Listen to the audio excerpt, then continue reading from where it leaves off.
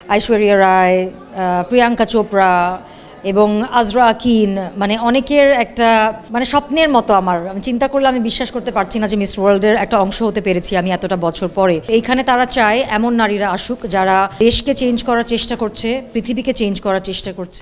হঠাৎ করে একদম লাস্ট মিনিটে যখন মেলটা পেয়েছি তখন আমি একদম আকাশ থেকে পড়েছি। আমি বিশ্বাস করতে পারছিলাম না যে এত তাড়াতাড়ি। আমি আসলে প্যাজেন্ট্রি যাত্রা শুরু করেছি কিন্তু গত বছর বা তার আগের বছর থেকে।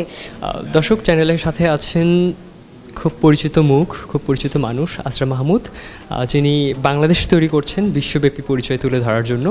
আমরা একটু আপনার সাথে কথা বলতে চাই। আপু কেমন আছেন? ভালো আছি, তুমি কেমন আছো? চমৎকার, খুবই ভালো। এবং সবচেয়ে ভালো থাকার আরেকটা কারণ হতে পারে মিস ওয়ার্ল্ড বাংলাদেশে আপনার তৈরি বাংলাদেশ গিয়েছিল এবং সাফল্যের সাথে সে আবার ফিরেও আসলো। আসলে কণিকাকে চয়েস করার কারণটা কী ছিল? কণিকার সাথে আমি আগে কাজ করেছি। কণিকা বাংলাদেশের প্রতিনিধিত্ব করেছে ফেস অফ এশিয়ায় এবং সেখানে সে অনেক প্রশংসা কুড়িয়েছে। তাকে ইনফ্যাক্ট তার কোরিওগ্রাফারও বলেছিল যে you probably have the best walk. কণিকার সাথে আমার আগে থেকেই কাজ করা আমার এক্সপিরিয়েন্সটা আছে। হঠাৎ করে নতুন একজনকে পাঠানো আমার মনে হচ্ছিল যে অ্যাটলিস্ট কণিকার খানিকটা হলেও গ্রুমিং আছে। তো সেখানে একেবারেই নতুন অন্য কাউকে আমি ভাবতে পারছিলাম না।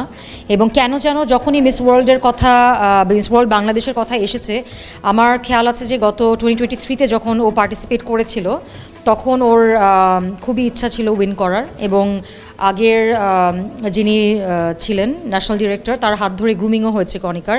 ফার্স্ট রানার আপ হিসেবে ছিল। আমার মনে হয়েছে যে অল ওভার ওর প্রস্তুতিটা অনেকের থেকে বেটার। সো সেই ক্ষেত্রে she was my first choice. Walton washing machine, simplifying life with hassle free washing. Modelling কিংবা ফ্যাশন সেক্টরে আসরা মাহমুদ আমরা অনেকটা বিস্ময়কর। এবছর আপনার একটা প্রাপ্তি আসলো, প্রাপ্তিটা একটু শুরুতে আপনার মুখ থেকে শুনতে চাই। মিস ওয়ার্ল্ড আসলে স্বপ্নের মতো একটা ব্যাপার। আমার মনে আছে ঐশ্বরিয়া রায়, প্রিয়াঙ্কা চোপড়া এবং আজরা আকিন, মানে অনেকের একটা মানে স্বপ্নের মতো আমি চিন্তা করলে আমি বিশ্বাস করতে পারছি না যে মিস ওয়ার্ল্ডের একটা অংশ হতে পেরেছি আমি এতটা বছর পরে। হঠাৎ করে একদম লাস্ট মিনিটে যখন মেলটা পেয়েছি তখন আমি একদম আকাশ থেকে পড়েছি। আমি বিশ্বাস করতে পারছিলাম না যে এত তাড়াতাড়ি। আমি আসলে প্যাজেন্ট্রি যাত্রা শুরু করেছি কিন্তু গত বছর বা তার আগের বছর থেকে, কিন্তু এত অল্প সময়ের মধ্যেই যে এত বড় একটা প্ল্যাটফর্ম আমার হাতে চলে আসবে সেটা আমি কখনোই ভাবিনি। বিশ্বাস করতে পারছিলাম না। বারবার ইমেল অ্যাড্রেস চেক করছিলাম যে আসলেই সঠিক ইমেল অ্যাড্রেস থেকে মেলটা আসছে কি না। তারপরে যখন ওভারঅল তাদের সাথে কথা হলো তখন দেখলাম যে হ্যাঁ, they are the right people. এটা আমি ভাষায় বুঝায় বলতে পারবো না, my feelings, how I am feeling.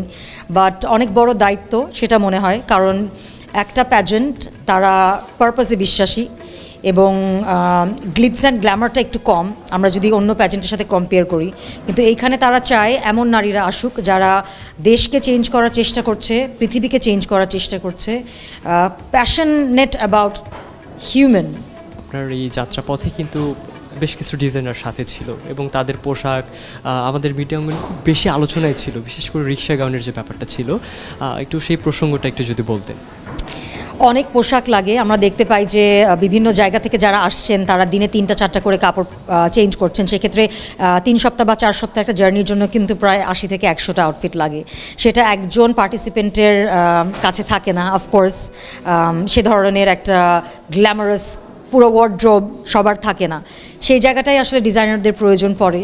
এবং যাকেই বলেছি একদম এগিয়ে এসেছে, কোনো না বলেনি। কি কাপড়গুলো, যে কি রোলসগুলো বা মেজর আউটফিটগুলো মেহরুজ মুনির ডিজাইন করেছে। মেহরুজ আমার অনেক কাছের একটা মানুষ। আমরা জানি মেহরুজ লাক্সারি ফ্যাশনটাকে বাংলাদেশের একটা অন্য জায়গায় নিয়ে দাঁড়া করিয়েছে। সো সেক্ষেত্রে মেহরুজ ওর টপ মডেলের আউটফিটটা, সেই সাথে আমরা যে প্রথমে শ্যুট করেছি সেই গাউনটা এবং পাশাপাশি গালায় যে গাউনটা পরেছে সেটা ডিজাইন করেছে। এবং শৈলী, রাইসা আমিন শৈলী একদম ইয়াং একজন ডিজাইনার, সে ডিজাইন করেছে রিক্সার থিমে একটি ন্যাশনাল কস্টিউম আমরা বলতে পারি, যেটা পরা হয়েছিল ওপেনিং সেরেমনিতে। তার পাশাপাশি উপস্থিত ছিল আমাদের ফারদিন বাইজিদ এবং বিশ্বজিৎ আর ফ্যাশন ল্যাব বাই তৃষা।